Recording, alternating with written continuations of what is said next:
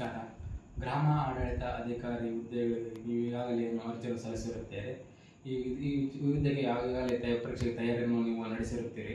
ಪತ್ರಿಕೆ 1, ಪತ್ರಿಕೆ 2 ಎರಡು ರೀತಿಯಲ್ಲಿ ಪರೀಕ್ಷೆ ನಡೆಸುತ್ತಾರೆ. ಈಗ ನಾನಿವಾಗ ಪತ್ರಿಕೆ 2 ವಿಷಯದ ಬಗ್ಗೆ ನಾನು ಮಾತನಾಡುತ್ತಿದ್ದೇನೆ. ಪತ್ರಿಕೆ 2ರಲ್ಲಿ ಸಾಮಾನ್ಯ ಕನ್ನಡ, ಸಾಮಾನ್ಯ ಇಂಗ್ಲೀಷು, ಕಂಪ್ಯೂಟರ್ ಜ್ಞಾನ. ಸಾಮಾನ್ಯ ಕನ್ನಡ ಇದು 35 ಮಾರ್ಕ್ಸ್ಗಳು ಇರುತ್ತದೆ. ಸಾಮಾನ್ಯ ಇಂಗ್ಲೀಷ್ ಇದು ಕೂಡ 35 ಮಾರ್ಕ್ಸ್ಗಳು ಇರುತ್ತದೆ. ಕಂಪ್ಯೂಟರ್ ಜ್ಞಾನ ಇದು 30 ಮಾರ್ಕ್ಸ್ ಇರುತ್ತದೆ. ಇದು ಟೋಟಲ್ ಆಗಿ 100 ಮಾರ್ಕ್ಸ್ ಇರುತ್ತದೆ. ಸಾಮಾನ್ಯ ಕನ್ನಡವನ್ನು ನೀವು ಗ್ರೇಡ್ ವಯಸ್ಸರ ಸಾಮಾನ್ಯ ಕನ್ನಡ ಸರಳ ರೀತಿಯಲ್ಲಿ ಬರುತ್ತಾರೆ, ಇದನ್ನು ತೆಗೆದುಕೊಡಬಹುದು.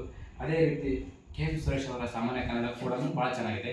KM ಸುರೇಶ್ ಅವರ ಹೊಸ ಬುಕ್ ಈಗಾಗಲೇ ಮಾರುಕಟ್ಟೆಯಲ್ಲಿ ಲಭ್ಯವಿದೆ, ಇದನ್ನು ಕೂಡ ಓದಬಹುದು. ಅದೇ ರೀತಿ ಸಾಮಾನ್ಯ ಇಂಗ್ಲೀಷು ಶಿವಕುಮಾರ್ ಮಾವಳಿ ಅವರ ಪುಸ್ತಕ ಬಹಳ ಸರಳ ರೀತಿಯಲ್ಲಿ ಕನ್ನಡದಲ್ಲೇ ಬರೆದಿದ್ದಾರೆ.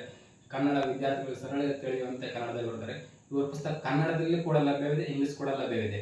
ಅದೇ ರೀತಿ ಸಾಮಾನ್ಯ ಕಂಪ್ಯೂಟರ್ ಬಗ್ಗೆ ಸುನಿಲ್ ಕುಮಾರ್ ಚೌಹಾಣ್ ಅವರು ಬಹಳ ಸರಳ ರೀತಿಯಲ್ಲಿ ಕಂಪ್ಯೂಟರ್ ಅನ್ನು ಬರೆದಿದ್ದಾರೆ. ಅದೇ ಸರಳ ರೀತಿಯಲ್ಲಿದೆ. ಇವರು ಆನ್ಲೈನ್ ಕ್ಲಾಸ್ ಕೂಡ ಇದೆ, ಆನ್ಲೈನ್ ಕ್ಲಾಸ್ ಕೂಡ ನೀವು ಕೇಳಬಹುದು.